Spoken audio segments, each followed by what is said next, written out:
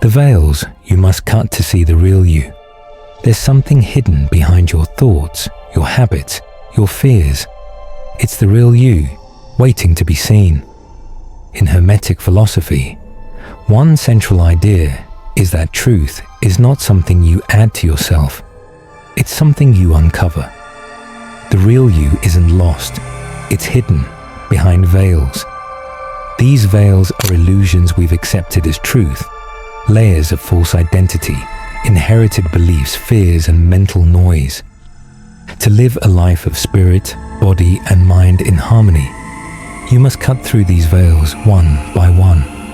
Let's begin with the first veil, the veil of identity.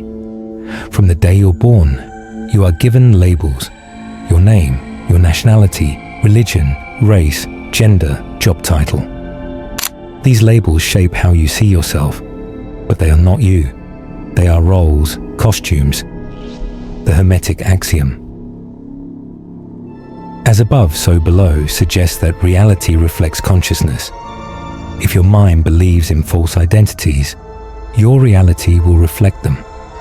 Cutting this veil means asking, who am I when I strip away my roles? Who am I in silence, in stillness? The veil of beliefs comes next. Many beliefs we hold were passed down through family, media, or culture. You may believe you're not good enough, that success looks a certain way, that happiness lies in the future. Hermeticism teaches us to challenge all beliefs, not to destroy truth, but to test it. This veil is cut by introspection and inquiry. Sit with your beliefs. Ask, is this really mine? Where did it come from? Is it serving me? The veil of fear is the thickest. Fear shapes our behavior more than we realize. We fear failure, rejection, judgment. Fear keeps us in our comfort zones, but growth begins where fear ends. The Hermetic principle of polarity teaches that everything has two sides: fear and courage, chaos and order. Every time you face a fear, you shift your polarity. You move toward light.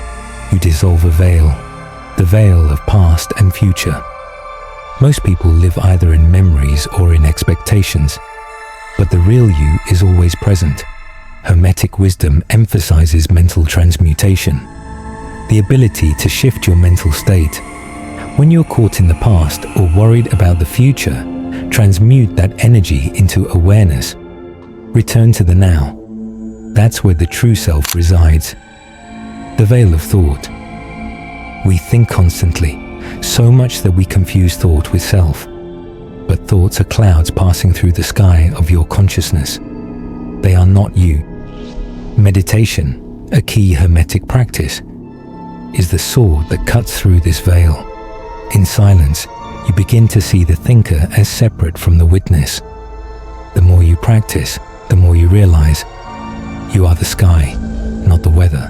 What if you're not broken, just disconnected from the divine?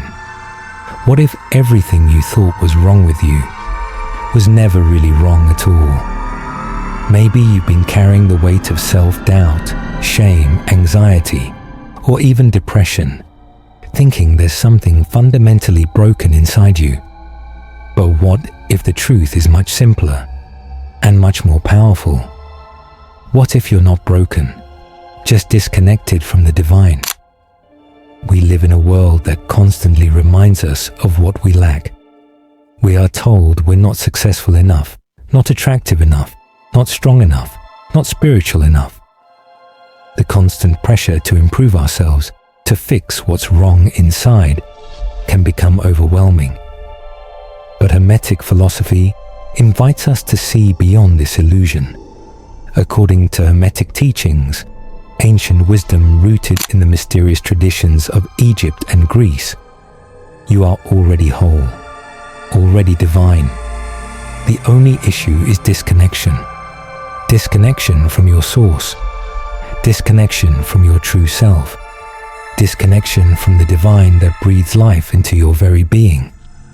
Let's dive deep, not just into the surface level understanding of self-help, but into the profound waters of Hermetic thought. A way of seeing life that doesn't treat you like a broken machine that needs fixing, but like a divine being that needs remembering. The great forgetting. At some point in life, whether through trauma, social conditioning, or just the daily noise of the modern world, we forget who we are. We forget that we are connected to something greater than ourselves. This is what the Hermeticists call the great forgetting. Not a sin, not a failure, just forgetfulness. Imagine being born into a palace, but being raised outside the gates, never knowing your true origin. That's what it's like to be human today. We're royalty, sons and daughters of the universe, but we live like we're homeless, wandering through life looking for something to make us feel whole. This search often leads to external distractions, money, validation, relationships, status. But Hermetic wisdom reminds us, as above, so below. As within, so without.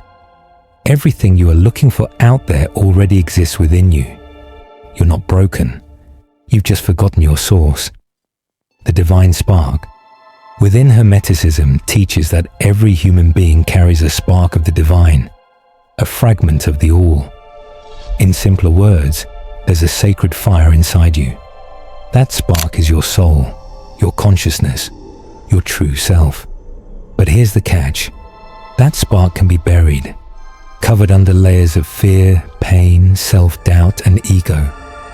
The more we identify with these outer layers, the more we lose touch with the flame within. The goal isn't to become something new, it's to remove what isn't you. Much like a statue carved from stone, your divine self is revealed not by adding, but by removing what doesn't belong. The sculptor doesn't build the statue. He reveals it by chipping away the excess. That's what Hermetic practice is, a process of uncovering. Mental alchemy. One of the most powerful tools in Hermetic practice is mental alchemy. This isn't about turning lead into gold in a literal sense.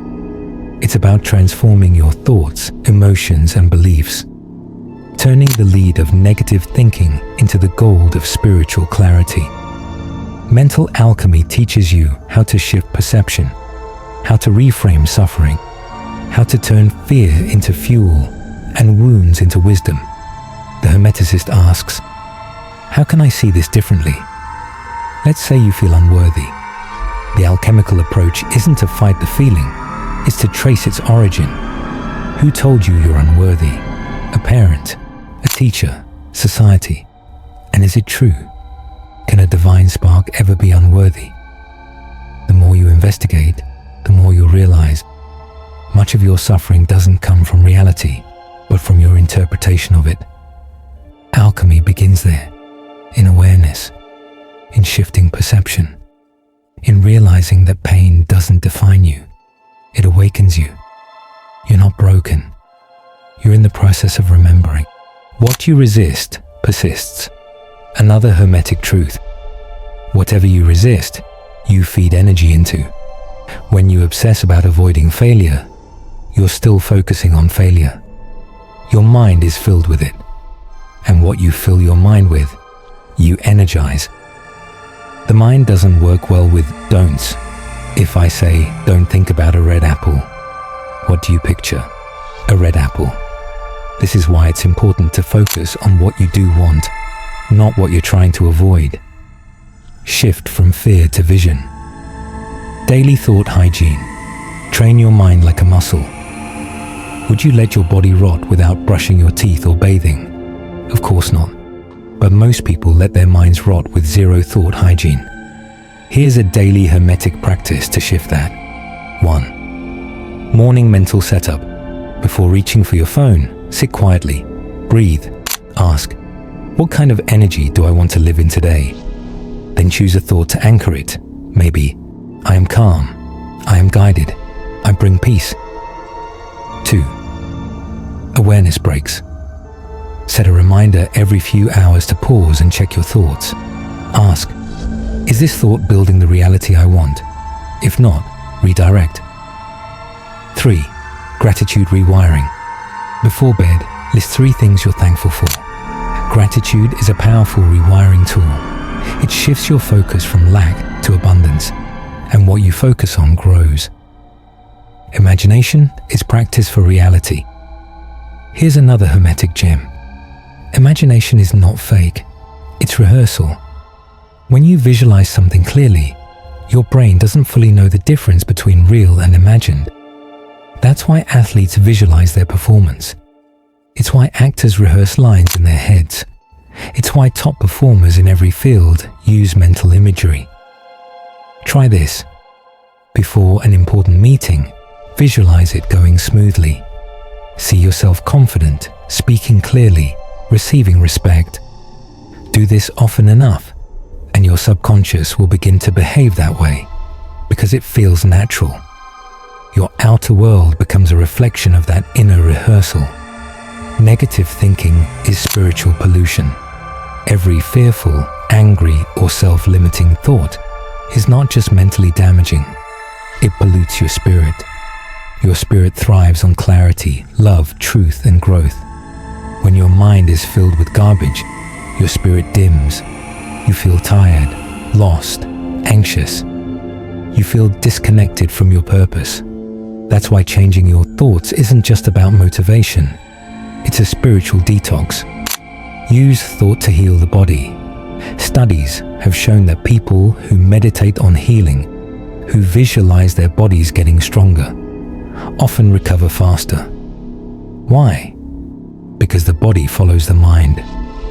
This is not to say positive thinking is a cure for all illness, but it is a powerful ally. When you believe in your body's intelligence and send it supportive thoughts, your cells receive that message. You become an active participant in your own healing, not just a passive patient. Group mind, the reality we build together. There's personal thought, and then there's collective thought. Ever notice how entire societies rise and fall based on belief systems? What we all agree to believe becomes the shared reality. This means your personal mental work has a ripple effect. When you become more conscious, more aware, more responsible with your thoughts, you uplift the field around you. That's Hermetic alchemy in action. You transmute not just yourself, but the world you touch. You are not your thoughts, you're the thinker. This is vital. You are not your thoughts. You are the one thinking them. If you can watch your thoughts, then you are not those thoughts. This realization gives you power. You can choose your thoughts like clothes. You can discard old ones that don't fit. You can create new ones that express who you are becoming. This is what it means to become a conscious creator, not a victim of your mind, but a master of it. Final message. Create with intention. Your thoughts are not small. They are the seeds of your future. They are the vibrations that echo into your life. Every moment you choose a thought, you are building something. So stop building by accident. Start creating with intention. Ask yourself daily, what kind of world do I want to live in? What kind of self do I want to become? What kind of thoughts support that? And then choose. You are a living generator of reality. Think accordingly.